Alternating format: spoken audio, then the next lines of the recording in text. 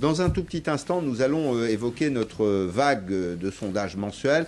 On la réalise avec nos amis de la Tribune, avec CCI France, pour CCI France, et avec Opinionway.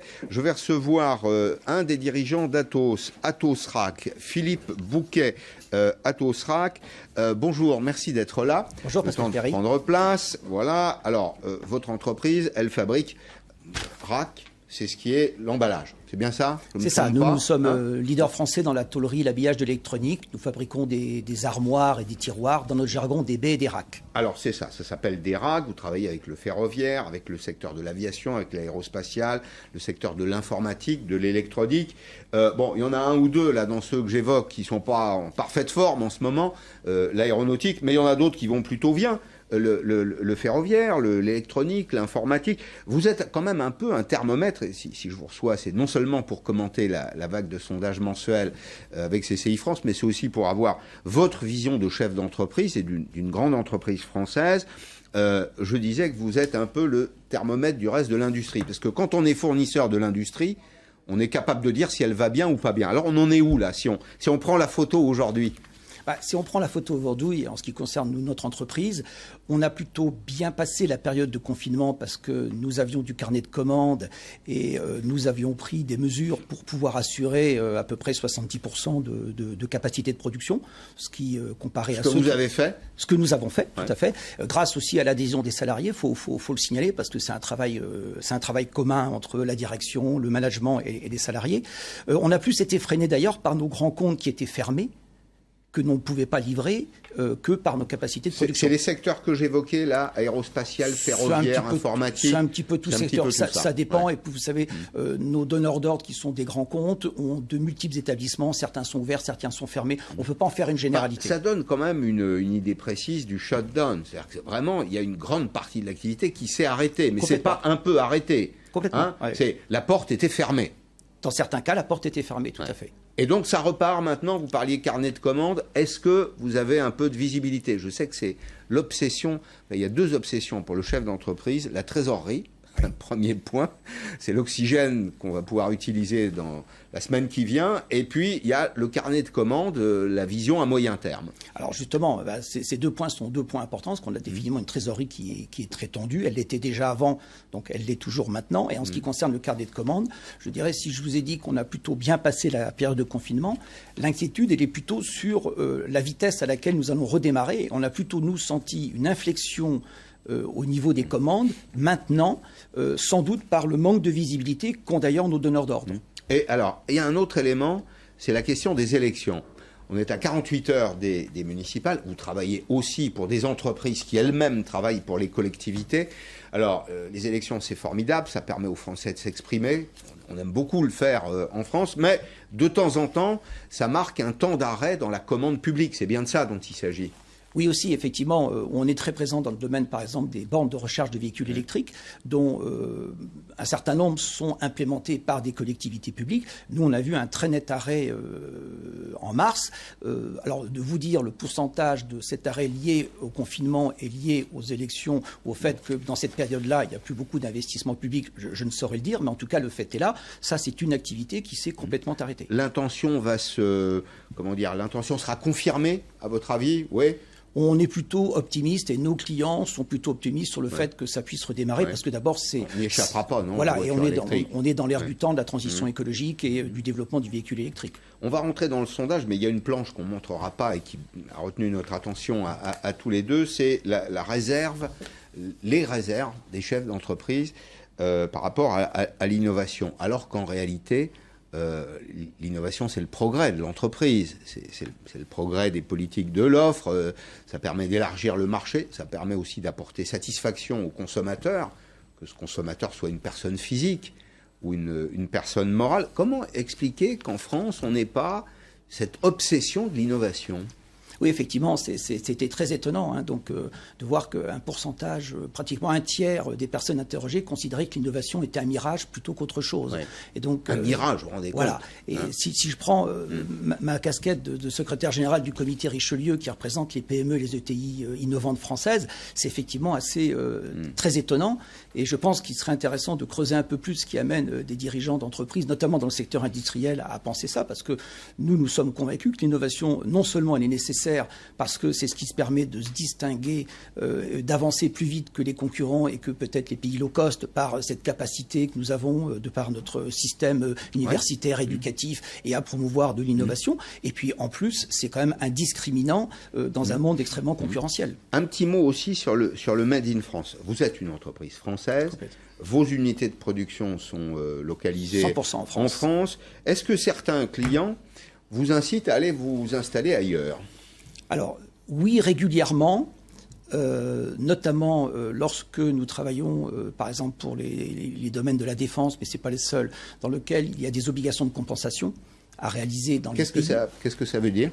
La compensation, ça veut dire qu'en échange de livrer nos matériels et nos équipements dans un pays, nous nous engageons, en tout cas les maîtres d'œuvre qui sont attributaires de ces contrats, s'engagent à transférer une partie de la production ou du savoir-faire dans le pays en question. C'est pas un peu dangereux, ça, au passage ? Il faut que ça soit bien maîtrisé, c'est un mal nécessaire, on souhaiterait ne pas avoir à le faire. Ce qu'il faut surtout, c'est que nous, en tant que PME ou ETI, nous ne soyons pas sacrifiés et que, je dirais, l'effort soit largement partagé entre les grands donneurs d'ordre et les sous-traitants que nous sommes. Tout à l'heure, on parlait du travail détaché. Il y a donc une commande publique détachée. Je vends à l'armée ou au ministère de la Défense de tel ou tel pays un dispositif et il va exiger qu'on aille le fabriquer chez lui. C'est un peu contraire aux règles, précisément aux règles du libre-échange, là. En tout cas, c'est ce qui est dans les contrats et les pays attributaires. C'est un moyen aussi pour eux d'évoluer, de gagner en technologie. Et il faut que ça soit maîtrisé. Rentrons précisément dans les résultats de ce sondage réalisé par Opinionway pour CCI France, pour La Tribune et pour cette émission, pour Periscope. Ça mesure le moral des chefs d'entreprise et puis on choisit chaque mois un sujet qui nous paraît dans l'actualité, dans l'air du temps. Je crois qu'on ne s'est pas trompé là puisqu'on parle de la formation, de l'emploi des jeunes et notamment des intentions de recrutement. On va regarder la première planche. Alors, quelles sont vos intentions de recrutement ? Vous avez commenté, si vous voulez, puis me dire ce que vous souhaitez faire vous-même dans votre entreprise.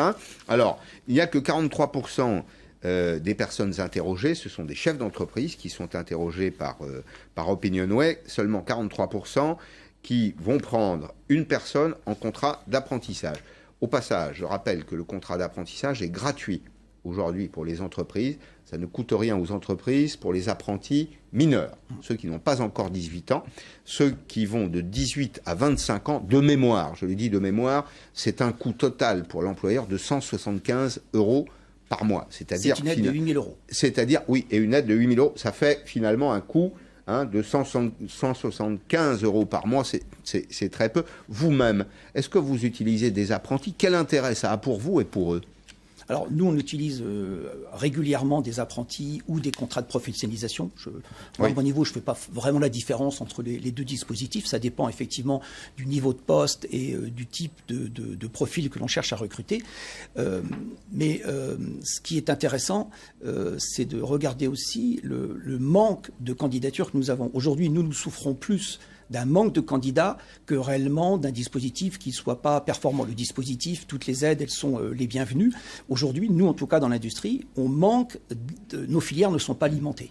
Et vous pensez que c'est lié à un défaut d'intérêt, de goût ? Bien sûr. Pour l'industrie ? Ah, vraiment ? Oui. Alors, attendez, on parle de l'industrie en disant que c'est l'avenir de l'économie française, qu'on distribue des salaires qui sont plus généreux qu'ailleurs. Je ne comprends pas.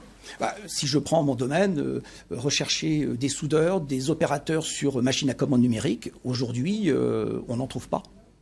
Donc, parce qu'ils n'ont pas été formés, parce qu'il n'y a pas de filière de formation ou parce Alors justement, quand on s'y intéresse, et je suis aussi élu à la CCI de Normandie et je travaille sur la commission emploi formation, effectivement, ce que l'on trouve, c'est que ces filières, lorsqu'elles existent, remplissent pas leur quota d'élèves.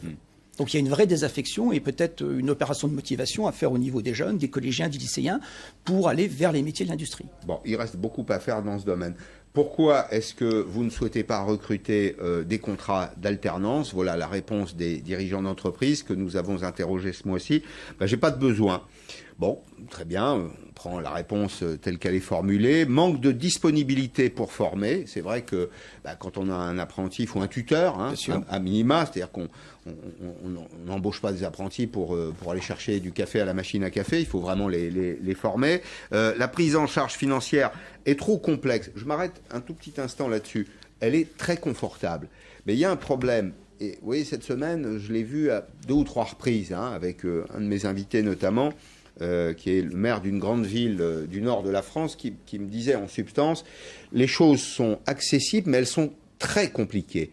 L'accès est très compliqué. Est-ce qu'il n'y a pas encore, dans ce domaine, un peu trop de formalisme ? Oui, certainement. Il y a certainement des efforts à faire de ce point de vue-là. Maintenant, je dirais, je ne pense pas que ça soit le frein principal. Maintenant, sur une petite structure, ça peut l'être certainement plus qu'une structure qui a déjà 100 ou 200 salariés. Ça paraît toujours un peu voilà. complexe, insurmontable, il faut donner des coups de fil, il faut remplir des dossiers, instruire un dossier. Il y a beaucoup de dossiers à remplir, ça je vous le confirme. Mais on ne peut pas faire des efforts dans ce domaine, certainement. S'inspirer de ce qui est fait ailleurs. Attendez, il ne s'agit pas de livrer les apprentis à une aventure professionnelle qui serait incontrôlée. Les employeurs ne sont pas délicats de façon générale, tout le monde a intérêt à l'apprentissage. Mais on ne peut pas alléger un peu les contraintes dans ce domaine ?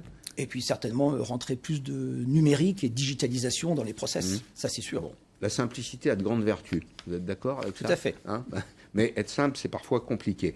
2 mots sur le télétravail. Le télétravail, 88% des entreprises n'ont jamais eu recours au télétravail, selon l'étude qui nous est proposée. 70 ont une activité qui est jugée comme incompatible. Alors, qu'est-ce qu'ils veulent faire à l'avenir, nos chefs d'entreprise ? Est-ce que vous souhaitez maintenir le télétravail ? Est-ce que vous souhaitez l'augmenter ? Réduire la dose ? Voici les réponses qui sont apportées. Alors, on va voir la planche, si vous voulez bien. Maintenir l'état du télétravail, 69%. Ça prend un petit peu de temps, mais l'essentiel, c'est de donner les chiffres. 69%. Le réduire, seulement 7%. Non, on passe à la suivante. Le télétravail, comment vous l'avez vécu, vous, pendant cette période ? Est-ce que tout est en ligne pour que ça marche ? J'ai l'impression qu'il y a une volonté du côté des salariés, parfois des employeurs. Mais est-ce que le droit du travail, par exemple, il le permet ? Est-ce qu'il le facilite ? Alors, nous, en ce qui nous concerne, on avait déjà, avant le confinement, certaines personnes, notamment au service commercial, qui travaillent depuis chez eux pour couvrir toute la France, donc qui sont en télétravail.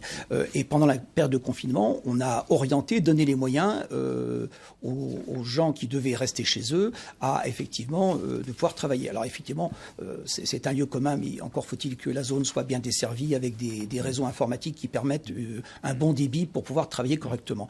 Au-delà de ça, vous avez raison, on parle du télétravail, on raisonne les postes des personnes, il y a aussi les relations sociales, il y a tout le reste je dirais, de ce qui fait la vie de l'entreprise, et notamment notre droit du travail, il n'est pas aujourd'hui orienté vers ce genre de processus. Moi, j'ai eu à négocier des accords d'entreprise pendant la période de confinement. Aujourd'hui, convoquer un CSE, convoquer des délégués syndicaux pour une négociation, il n'est pas prévu, a priori, que ça puisse faire de manière électronique. Donc, il y a certainement une évolution à faire de ce côté-là. Alors, Philippe Bouquet, une dernière planche pour mesurer l'indicateur de l'optimisme. C'est essentiel. Alors, il était à un niveau élevé au début de l'année, l'indicateur de l'optimisme. Et puis, au mois de février, il est toujours à 92. Puis, vous voyez, il a chuté. C'est à peu près logique. En tout cas, c'est en ligne avec les indications de l'INSEE que je donnais hier dans cette émission sur le moral des chefs d'entreprise. Il est en rebond. Il y a une quasi-symétrie des chiffres. Vous faites partie, vous, à titre personnel, des inquiets, des optimistes ou des confiants ? Je dirais plutôt confiant, avec une dose de réalisme et en tout cas d'attente par rapport à ce que je vous indiquais sur la réalité de la reprise de nos grands donneurs d'ordre. Voilà. Mais il faut être confiant. Est-ce que vous diriez que c'était mieux avant, que c'est bien en ce moment ou que ce sera mieux demain ? Il faudra que ça soit mieux demain. Ouais. Oui. Ce sera le cas dans votre entreprise ? Oui, je pense. Ouais. Donc, finalement, les quelques doutes que vous aviez au départ, c'est ça, vous les levez. Disons qu'on s'adaptera. Il faut aussi introduire de la flexibilité, de la polyvalence dans ses salariés pour s'adapter à un marché qui, de toute façon, indépendamment de la situation actuelle, était déjà très fluctuant. Et aujourd'hui, la clé, c'est encore une fois l'innovation et l'adaptabilité.